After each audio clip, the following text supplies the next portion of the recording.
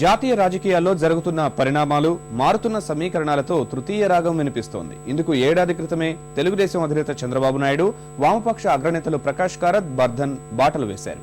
ఇప్పుడు కనిపిస్తున్న మార్పులు వారి ప్రయత్నాలకు ఊతమిస్తున్నాయి. 14 ఏళ్ల తరువాత మరోసారి తృతీయ కూటమి ఏర్పాటు దిశగా నడిపిస్తున్నాయి. వచ్చే ఎన్నికల్లో యూపీఏ, ఎన్డీఏతర ప్రభుత్వం ఏర్పడే అవకాశం ఉందని భారతీయ జనతా పార్టీ అగ్రనేత ఎల్కే అద్వానీ సైతం వ్యాఖ్యలు చేశారు. అయితే ప్రాంతీయ పార్టీలు బలపడుతున్న ప్రస్తుత పరిస్థితులు, బెదిరింపు రాజకీయాల్లో తృతీయ కూటమి ఏర్పాటు మనుగడ ఎలా ఉంటుందో కాలమే నిర్ణయిస్తుంది. యూపీఏపై ప్రస్తుతం తృణమూల్ కాంగ్రెస్ కత్తి వేలాడుతుండటంతో ఇప్పుడు ఎక్కడ చూసినా మధ్యంతర ఎన్నికలు, తృతీయ కూటమిపై చర్చలే కనిపిస్తున్నాయి. అయితే ఇందుకు సంబంధించి నెలన్నర క్రితమే భాజపా అగ్రనేత ఎల్కే అద్వానీ కీలక వ్యాఖ్యలు చేశారు. వచ్చే ఎన్నికల్లో యూపీఏ, ఎన్డీఏతర పక్షాలు ప్రభుత్వం ఏర్పాటు చేసే అవకాశం ఉందని తన బ్లాగులో రాసుకున్నారు. ఇందుకు చరణ్ సింగ్, చంద్రశేఖర, దేవేగౌడ, ఐకే గుజ్రాల్, వీపీ సింగ్ ప్రభుత్వాలనే ఉదాహరణలుగా చూపించారు. అయితే యూపీఏ, ఎన్డీఏతర ప్రభుత్వం సాధ్యమైనప్పటికీ అతిపెద్ద జాతీయ పార్టీలైన కాంగ్రెస్, భాజపాల మద్దతు అవసరమని ఆయన తెలిపారు.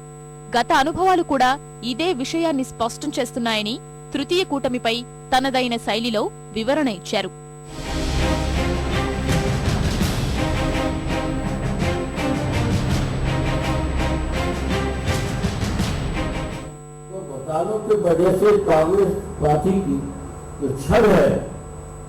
वो पूरे देश की जनता में खराब हो चुकी है और कोई आकर्षण कांग्रेस पार्टी का नहीं रह गया है।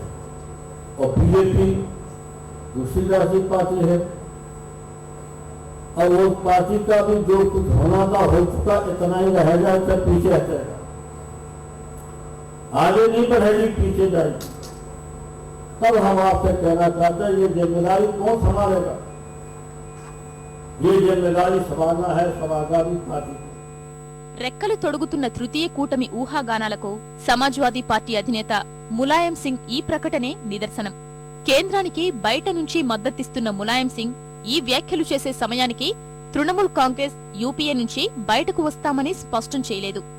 అయినప్పటికీ ఆయన అలాంటి ప్రకటన చెయ్యడానికి తృతీయ ప్రత్యామ్నాయంపై నేతలు సాగిస్తున్న మంతనాలే కారణంగా కనిపిస్తున్నాయి.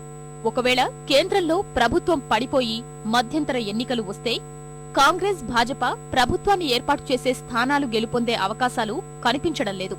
కాంగ్రెస్ నేతృత్వంలోని యూపీఏ ప్రభుత్వం సహా ఆ పార్టీ అధికారంలో ఉన్న ఇతర రాష్ట్రాల్లోనూ బలహీనంగా ఉంది. యూపీఏ కుంభకోణాలు, అవినీతిని ప్రజల్లోకి తీసుకెళ్లి లబ్ధి పొందాల్సిన భాజపా ఆ స్థాయి రాజకీయ చతురత ప్రదర్శించడం లేదు. వీటన్నింటినీ పరిగణలోకి తీసుకుంటే ప్రాంతీయ పార్టీలే రానున్న ఎన్నికల్లో కీలక పాత్ర పోషిస్తాయనే సూచనలు కనిపిస్తున్నాయి. పలు ప్రాంతీయ పార్టీలు కాంగ్రెస్, భాజపాలకు ప్రత్యామ్నాయ శక్తి రూపకల్పన దిశగా ఇప్పటికే అడుగులు వేశాయి. జాతీయ ఉగ్రవాద వ్యతిరేక కేంద్రం ఎన్సీటీసీ ఏర్పాటు వ్యతిరేకించిన తమిళనాడు ముఖ్యమంత్రి జయలలిత, ఒడిషా ముఖ్యమంత్రి నవీన్ పట్నాయక్ తృతీయ కూటమిలో చేరే అవకాశాలున్నాయి. ఇక మునుపటి యునైటెడ్ ఫ్రంట్ భాగస్వామి పక్షాలు జేడీఎస్, అసోం గణ పరిషత్ సహా మిగిలిన పార్టీలు అదే దారిలో వెళ్లే సూచనలున్నాయి. ఇప్పటికే పలు అంశాల్లో భాజపాతో విభేదించిన ఎన్డీఏ భాగస్వామ్య పక్షాలు జేడీయూ, శివసేన పరిస్థితులకు అనుగుణంగా నిర్ణయం తీసుకునే వీలుంది. కొన్ని యూపీఏ భాగస్వామ్య పక్షాలు కూడా తృతీయ కూటమి దిశగా సాగే వీలుంటుంది. వచ్చే సాధారణ ఎన్నికల్లో యూపీఏ, ఎన్డీఏకి వచ్చే సీట్ల సంఖ్యను అనుసరించే ప్రస్తుతం వినిపిస్తున్న తృతీయ కూటమిపై ఏడాది క్రితమే బలమైన అడుగులు పడ్డాయి. కేంద్రంలో ఏ క్షణంలోనైనా ప్రభుత్వం పడిపోయే అవకాశాలు ఉన్నాయని గమనించిన తెలుగుదేశం అధినేత చంద్రబాబు నాయుడు తృతీయ కూటమి దిశగా కార్యాచరణ ప్రారంభించారు. ఇందుకు సంబంధించి సమయం వచ్చినప్పుడల్లా వామపక్షాల అగ్రనేతలతో చర్చలు జరిపారు. ఆంధ్రప్రదేశ్ సహా పలు రాష్ట్రాల్లో అధికారంలో ఉన్న కాంగ్రెస్ 2009 ఎన్నికల మాదిరిగా ఫలితాలు పొందే ఆస్కారం లేదనే అంచనాలతో ఓ ప్రణాళిక ప్రకారం వ్యవహరించారు. బొగ్గు కుంభకోణంపై భాజపా పార్లమెంట్ ని స్తంభింపజేస్తుంటే వామపక్షాలు, తెదేపా సభ సజావుగా సాగకపోవడంపై నిరసన వ్యక్తం చేసింది. ఇందుకు సమాజ్వాదీ పార్టీ కూడా గొంతు కలిపింది.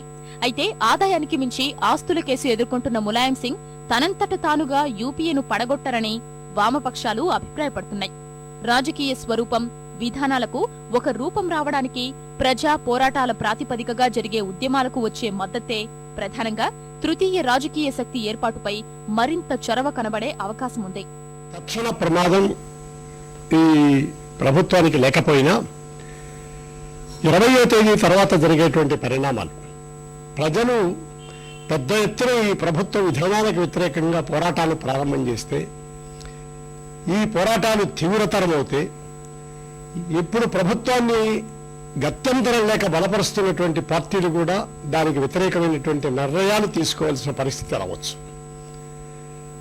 ఆ రకమైనటువంటి పరిస్థితి వస్తే ఎప్పుడైనా ఈ ప్రభుత్వం పడవచ్చు. ఒక 5-6 నెలల్లో మధ్యంతర ఎన్నికలు రావచ్చు. So let us see, we are very clear.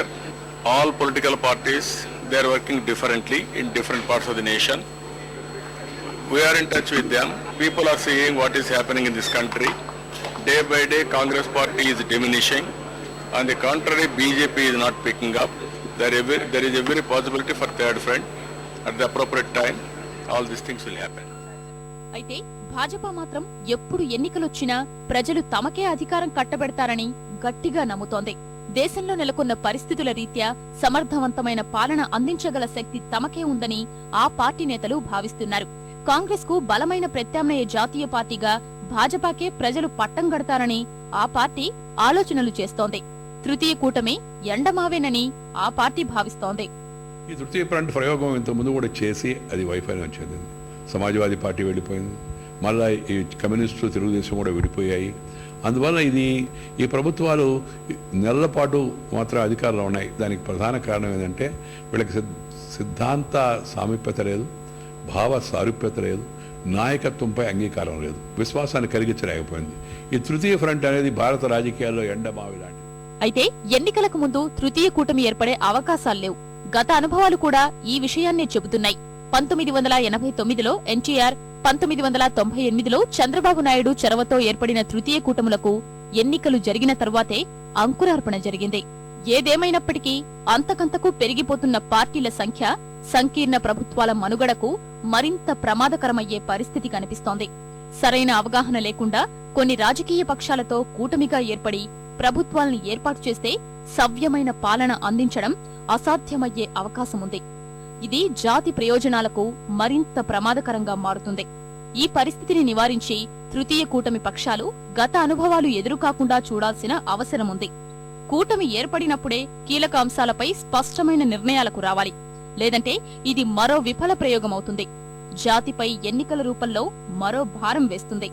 ఈ ప్రమాదాల్ని నిశితంగా గమనించి మరింత చైతన్యవంతంగా వ్యవహరించి ప్రజలే తమ భవిష్యత్కు నిర్ణేతలుగా మారాల్సి ఉంది.